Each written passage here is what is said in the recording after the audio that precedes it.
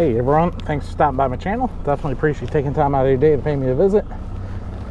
It is Memorial Day, May 30th. Out on the Carpensterville pool. Just got back from Michigan, and the Michigan smallmouth just absolutely kicked my butt. I had a good first 2 days up in Michigan, but the Muskegon River we got a lot of rain, went up like 1.5 feet, and it just scattered the smallmouth or shut them down. I don't know what it was. I couldn't figure it out after 3 days and decided to come home and try my luck on the fox. So hopefully the Illinois smallmouth are going to be a little bit more willing than the Michigan smallmouth.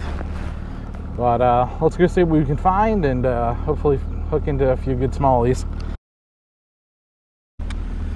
All right, we made it up to about the dam. Water gauge at the Algonquin tailwater is about 7 feet, 7.1, 11 I think is what it is officially right now.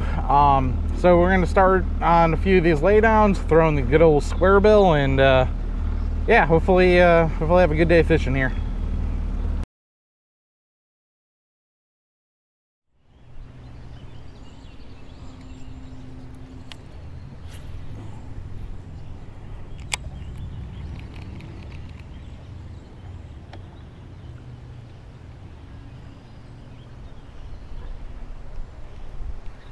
There's one.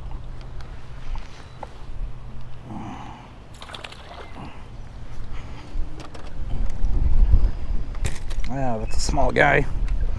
Come here, buddy.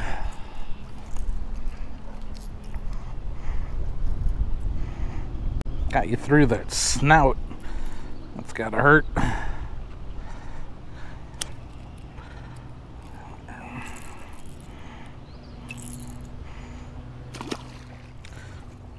So just to show you guys what they came on, if you're new to the channel, this is the first time you'll see it, but not the last time you'll see me throw this. If you've been a viewer for a long time, you'll recognize this. This is a custom painted square bill 1.5 that I make. It's a rusty crayfish pattern, and I fished this on a Shimano SLX. This is a 610 with a medium power and extra fast tip, paired with a Shimano SLX, 7.2 gear ratio, and 10-pound fluorocarbon. Fluorocarbon I'm typically using Cigar Red Label.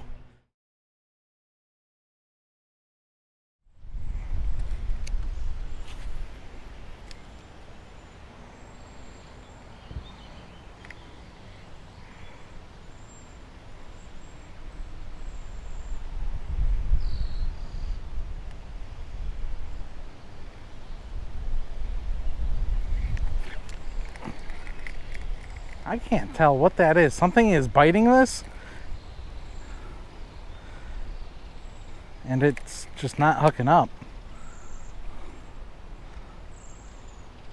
Hook is plenty sharp.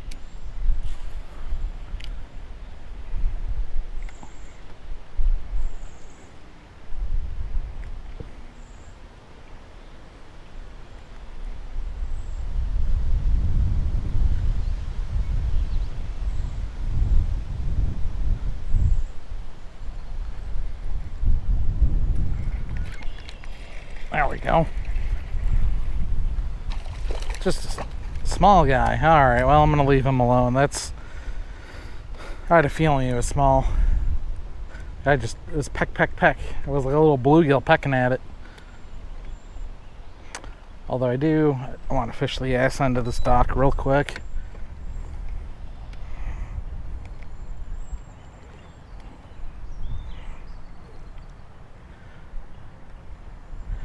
Here's one other reason why I really like having a remote for the iPilot.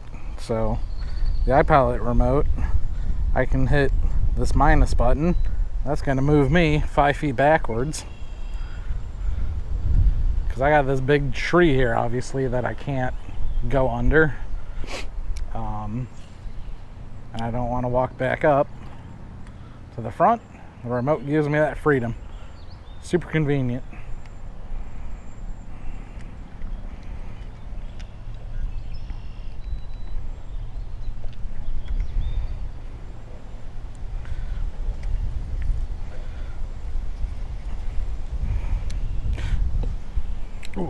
That wind is stiff today.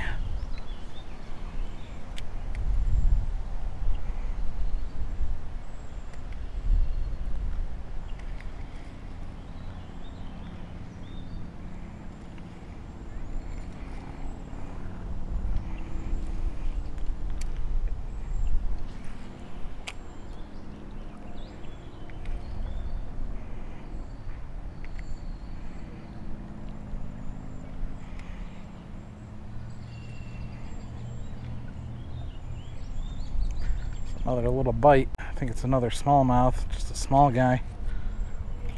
Ooh, alright, no, that's actually a better fish. Light bite. Very light bite. That's embarrassing. Come on, buddy.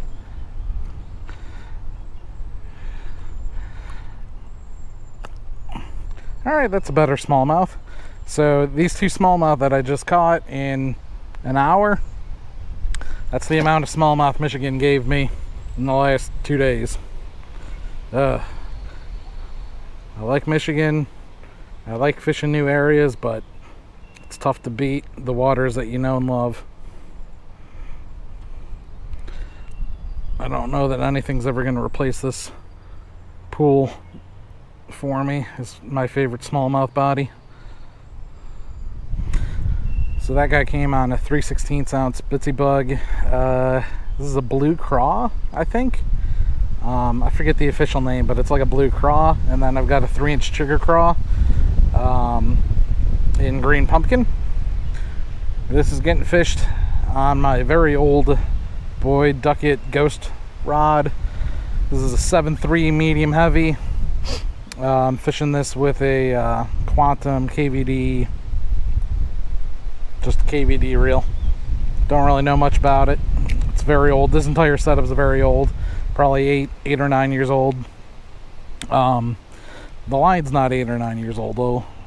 It's 14-pound Seaguar Red Label.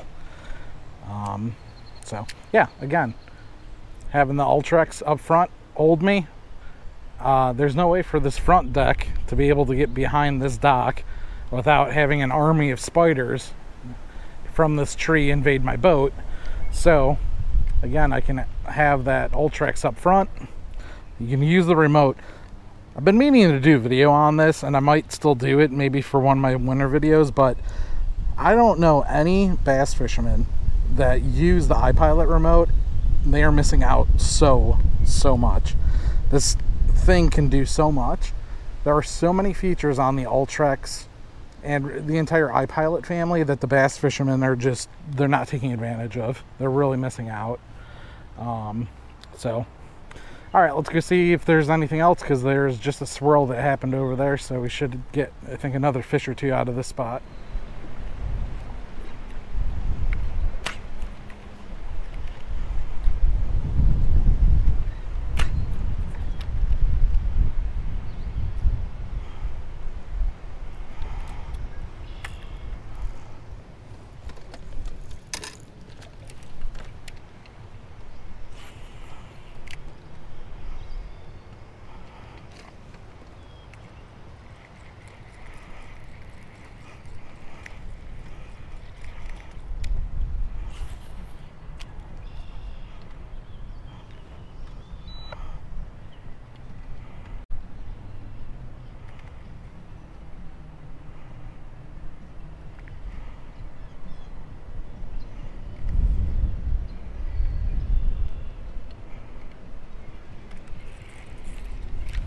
That's a fish.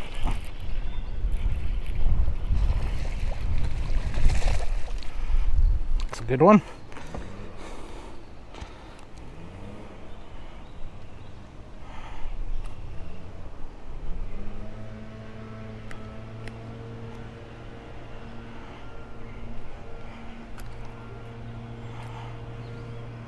And not bad.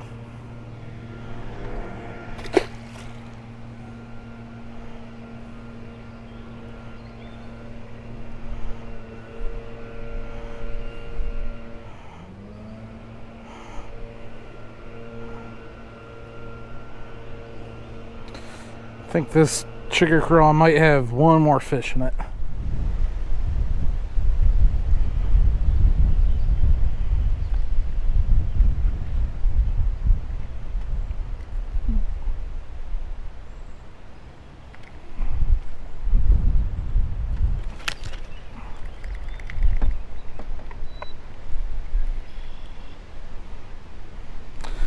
Well, that was a bite. Lost my flippers.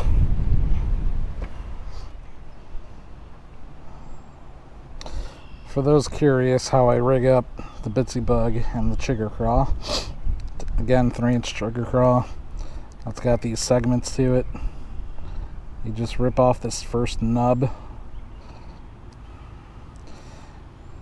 and then center it. I don't really care whether the eyeballs are sticking in or out, doesn't really matter. But you bring the hook point in about 2 segments down, out through the center. You get it just about that way up. You rotate it, and then you kind of stretch it, and then you bring the hook point in through the other side, just like that, and slide the whole thing up. That way, theoretically, it gives you a few more fish, because when they tug down on it, rather than tugging on the barb section, which once that blows out, it's ruined, it's tugging on this hook point, which should give you a little bit more life.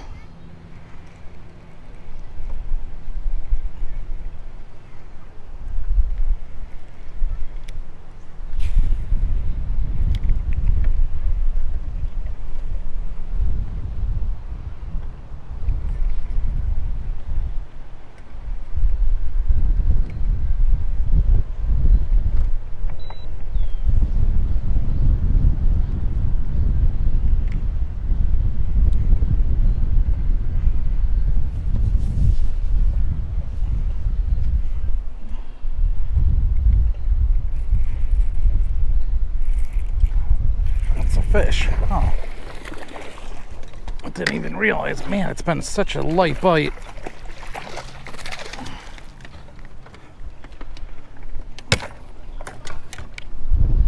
That's a good spot, that's for sure.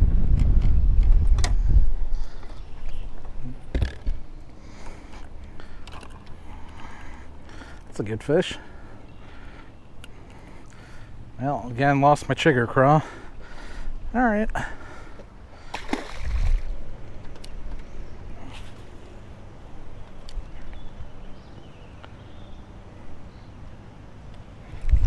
Oh, that was a bite.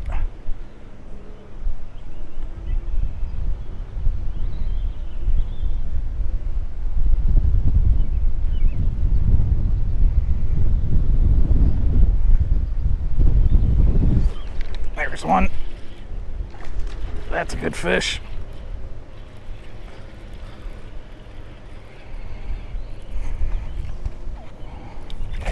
Oh, that's a good one. Get over here, buddy. Alright, not as good as I thought, but feels good to get into these smallmouth again.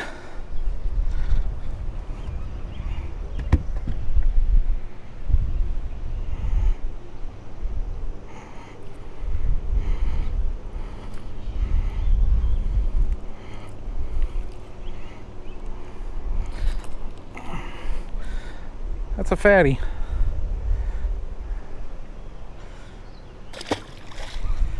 And the chigger craw survived. Excellent.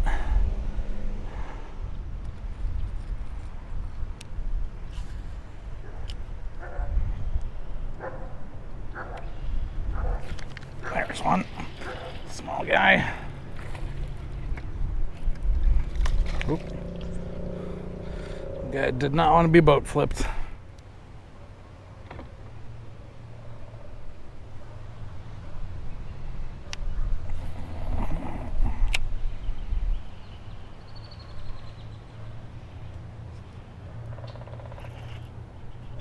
That's a good fish.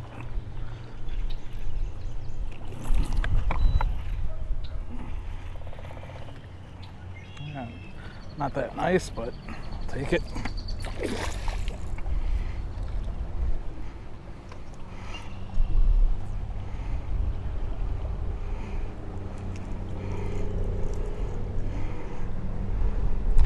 one very, very small hook point in this guy. Wow.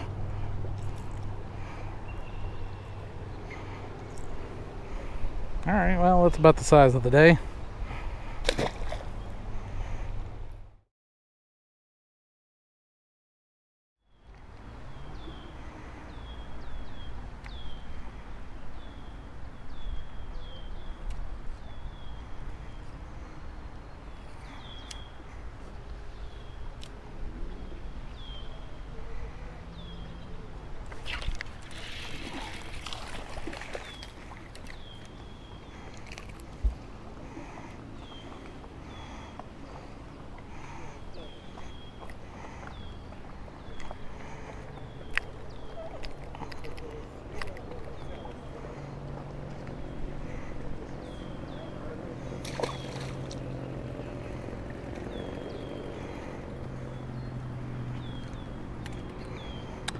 Well, that was pretty small.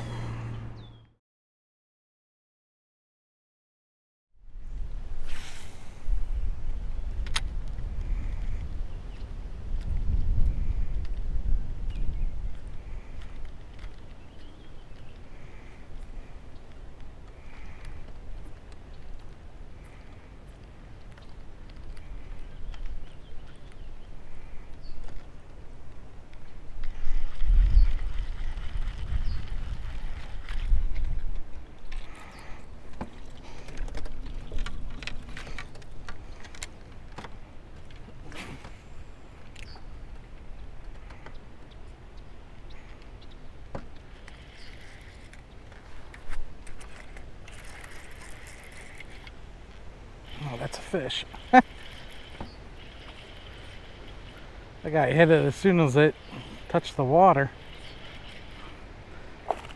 That's a good fish. I think this might be the best of the day so far. Yeah, that's definitely the best fish so far.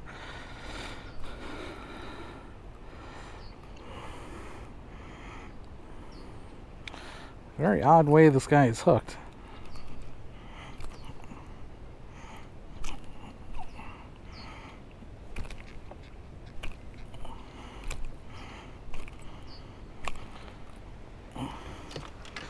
Well, it's a long skinny fish. Let's get a weight. I don't think it's super impressive, but I'm curious. I guess this is like a 2 1/4.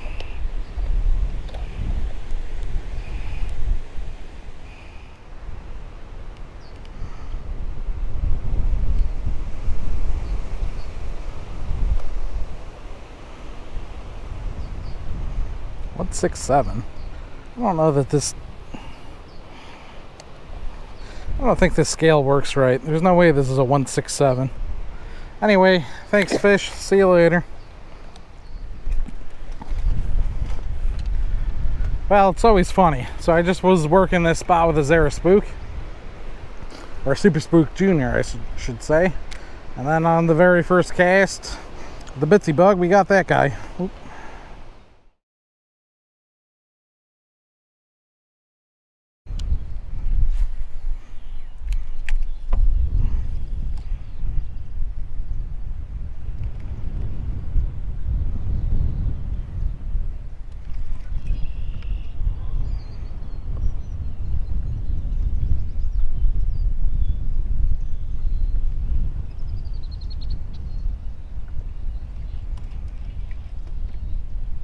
Ooh, that was a bite. Oh man, that was a fish actually. Ah, these fish have been biting this jig just so light. I can't tell what's a weed, what's a fish.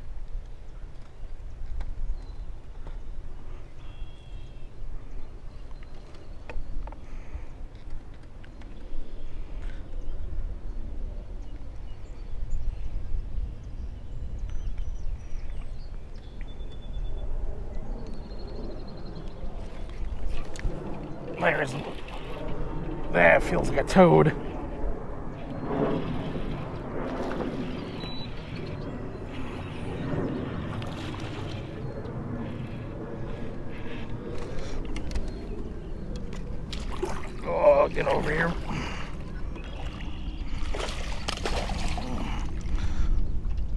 Come on, thank you.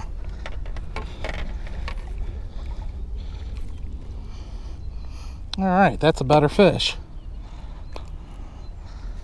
I think that beats the last one. It's definitely fatter. Let's try to get a weight on this one.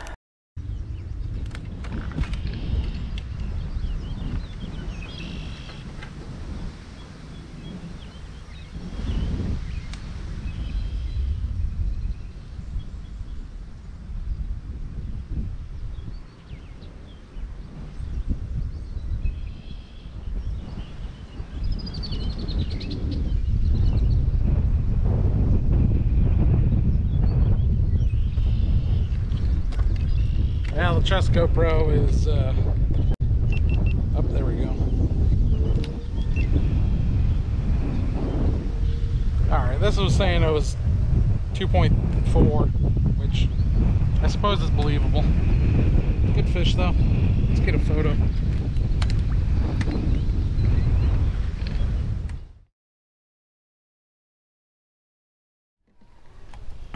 Again, these fish, they're just picking it up. There's no like real bite to it sometimes. That fish just had it in his mouth and just started swimming. I like this little stretch though. There's an eddy, there's some rocks, there's some vegetation that grows here typically. Don't know if that's in here yet. And then we're on the edge of a really deep hole. Alright folks, that's gonna do it for us today. Fun day. Fun after getting skunked.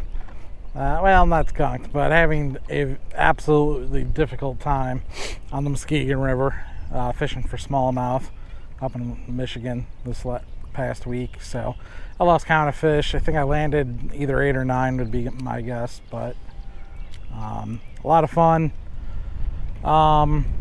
So yeah, looking forward to being able to get out here a lot more this summer.